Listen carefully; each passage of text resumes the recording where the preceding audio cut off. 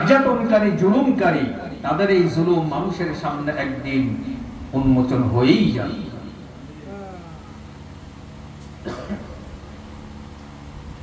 আসিয়া আলাইহিস সালাতু ওয়াস সালাম হযরত মুসা আলাইহিস সালাতু ওয়াস সালামের কালেমা পড়লেন, মুসলমান হয়ে গেলেন। এই কথা যখন ধীরে ধীরে ফ্লাশ হয়, সেই দিকে বিশাল লম্বা ঘটনা, ওই দিকে বলবো না, সেই দিকে আমি যাব না। যখন ফেরাউন জানতে পারলেন তার ঘরের ভিতরেই তার স্ত্রী কালেমা পড়েছে, সে মুসলমান, সে একজন মুমিনা বান্দী। এবার ফেরাউন কারুনকে জিজ্ঞেস করলো, কারুন এখন কি করা যায়?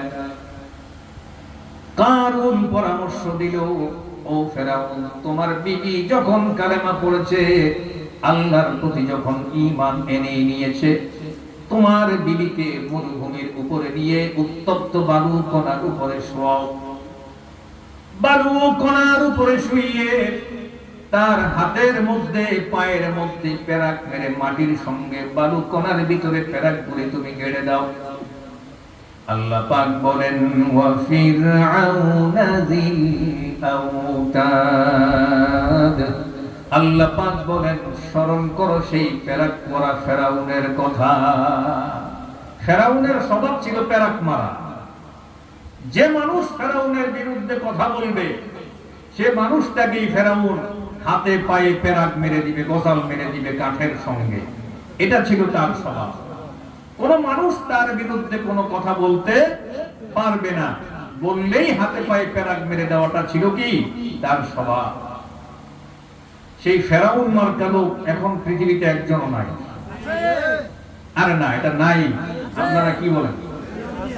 নাই নাই কথা তাদের, তারা হাজারো অন্যায় করবে, কিন্তু তাদের ব্যাপারে একটু যদি আপনি মুখ খুলেন, ফেরাউন তো পেরাক মেরেছিল, কিন্তু এখন যদি আপনি ওদের মতো সত্য কথা বলেন, মুখ খুলে যদি ওই ফেরাউনের গোষ্ঠীর লোকদের বিরুদ্ধে দুই একটা কথাও যদি আপনি বলেন, আর পেরাক মারবে না, জীবনটাকে এমন অবস্থা করে দিবে, মানে জীবনটা পুরো তেজপাতা করে দিবে।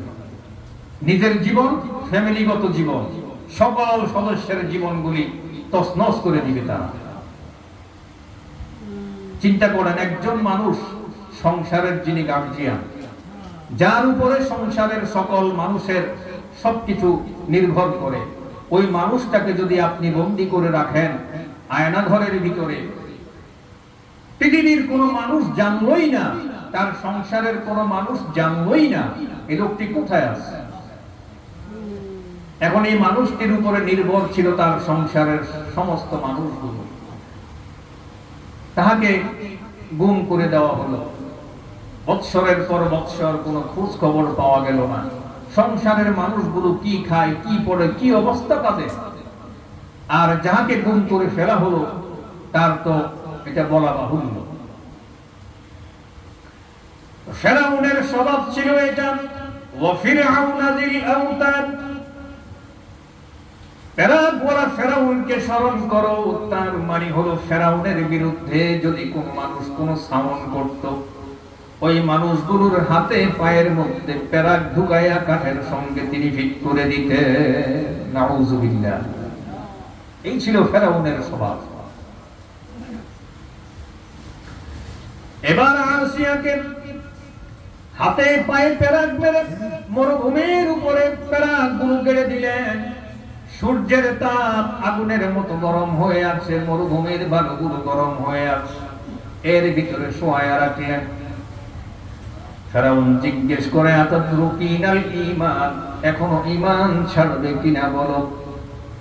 আসিয়া বলে, জীবন চলে যাবে, আল্লাহর জন্য সারিবদ্ধভাবে লাইন ধরে দাঁড়িয়ে থাকবো, জীবন দিয়ে দিব, শহীদ হয়ে যাব, তারপরেও ঈমান ছাড়বো না। সুবহানাল্লাহ। এবার ফেরাউন কারুনকে জিজ্ঞেস করলেন, কারুন, ঈমান তো ছাড়ে না, এখন কি করব? কারুন পরামর্শ দিল, এবার তার গায়ের চামড়া গুলো তুমি খুলে ফেলো, ছাগলের চামড়াগুলো যখন মানুষেরা খুলে, একটা জীবন্ত ছাগলকে যদি আপনি টাঙ্গিয়ে তার চামড়াগুলো খুলেন, তখন বুঝতে পারবেন, ছাগলের ছটফটানি দেখলেই বোঝা যাবে ছাগলটা কতটা কষ্ট পায়। কিন্তু ফেরাউন কি করল? কারুনের পরামর্শ নিয়ে আসিয়াকে কাঠের উপরে শোয়াইয়া ছাগলের মতো ছুরি দিয়ে কেচিয়ে কেচিয়ে শরীরের মধ্য থেকে চামড়া গুলো সব ছিঁড়ে ফেললেন। এবার কাঠের উপরে শোয়ালেন, হাত দুইটা পা দুইটা বিছিয়ে পেরাক মেরে দিয়ে কাঠের সঙ্গে লাগিয়ে দিলেন। ফেরাউন এবার কারুনকে জিজ্ঞেস করে, ও কারুন, এবার বলো এটাকে কি করা যায়, ঈমান তো ছাড়ে না। কারুন পরামর্শ দেয়, অগ্নিকুণ্ড তৈরি করে সেইখানে নিয়ে ওকে ছেড়ে দাও। নাউযুবিল্লাহ। এরাই ছিল দ্বীনের জন্য, ইসলামের জন্য, আল্লাহর জন্য সারিবদ্ধভাবে দাঁড়িয়ে থাকা এক সৈনিক। কাঠের মধ্যে প্যারাক মেরে শোয়ানো হলো। যেদিন অগ্নিকুণ্ডে ফেলানো হবে তার আগের দিন সমস্ত এলাকার মধ্যে ঢোল পিটিয়ে দেওয়া হলো। আগামীকালকে ফেরাউনের বিবি আসিয়াকে অগ্নিকুণ্ডের মধ্যে ছেড়ে দেওয়া হবে। সকল মানুষগুলো তোমরা সেখানে উপস্থিত থাকবে। এইখানেও একটা কারণ আছে মানুষগুলোকে আনার কারণটা কি? মানুষগুলোকে আনার কারণ হলো মানুষগুলোকে শিক্ষা দিয়ে দিবে। আমার নিজের বিবি আমার কথার বিরুদ্ধে যাওয়ার কারণে তার শরীর থেকে চামড়া গুলো ছিলে ফেলেছি। তোমরা এলাকার মানুষগুলো সাক্ষী থাকবে। তোমরাও যদি ভবিষ্যতে কোনোদিন আমার কথার বিরুদ্ধে চলে যাও, তোমাদেরকেও কিন্তু আমি এইভাবে চামড়া গুলো ছিলে ফেলবো। এটা শিক্ষা দেওয়ার জন্য, মানুষগুলোকে জানিয়ে দেওয়ার জন্য আগের দিন ঢোল পিটাই দিছে। পরের দিন সকল মানুষ আসলো। ফেরাউন তার দুইজন লোকের কাঁধে যখন আসিয়াকে চড়াইয়া দিলেন কাঠ সহকারে, এবার লোক দুইজন আসিয়াকে নিয়ে যাচ্ছে অগ্নিকুণ্ডের দিকে। আসিয়া কি যেন মুখ লাড়িয়ে মিটমিট করে পড়তেছে আর হাসতেছে। ফেরাউন জিজ্ঞেস করে, তুমি কি ব্যাপার? তোমার গায়ের চামড়া গুলো আমি উঠিয়ে ফেললাম, অগ্নিকুণ্ডের মধ্যে তোমাকে ছেড়ে দেব, এখনো তুমি মিটমিট করে কি বলো আর কেন আসো?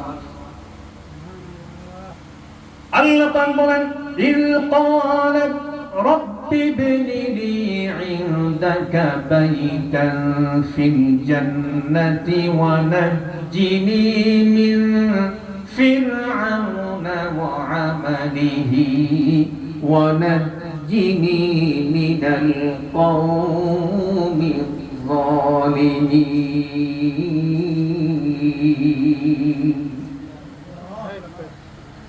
ফেরাউন যখন প্রশ্ন করলেন তুমি কি বলো, আসিয়া বলতেছেন, ইয ক্বালাত রাব্বি ইবনি লি ইনদাকা বাইতান ফিল জান্নাহ, আমি আমার আল্লাহ রব্বুল আলামিনকে বলেছি, আল্লাহ তুমি তোমার জান্নাতের ভিতরে আমার জন্য একটি ঘর বানিয়ে রাখো। সুবহানাল্লাহ।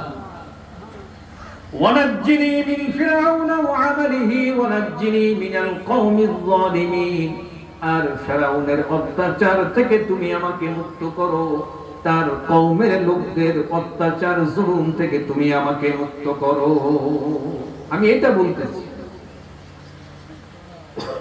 তাহলে হাসো কেন?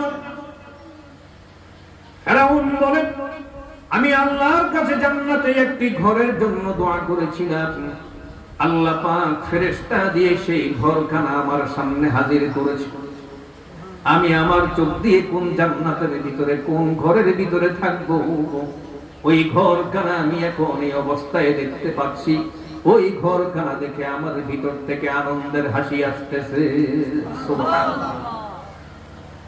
আল্লাহ পাক ফেরেশতাদেরকে বললেন, ও ফেরেশতারা, আসিয়ার বডিটা যখন অগ্নিকুণ্ডের মধ্যে ছেড়ে দিবে, আগুনের মধ্যে বডিটা পড়ার আগে আগেই তার ভিতর থেকে তার জানটাকে, রূহটাকে তোমরা বের করে নিয়ে আসবা, যেন তার জীবন্ত বডিটা আগুনের মধ্যে পড়তে না পারে। জীবন্ত বডি যদি আগুনের মধ্যে পড়ে যায় তাহলে তো তার গায়ের মধ্যে চামড়া নাই, আগুনের মধ্যে পড়ে গেলে সে অনেক কষ্ট পেয়ে যাবে। আগুনের মধ্যে বডিটা পড়ার আগেই তার ভিতর থেকে রুহটা টান দিয়ে বের করে ওই জান্নাতি ঘরের মধ্যে নিয়ে যাও। এইভাবে এরাই ছিলেন আল্লাহর জন্য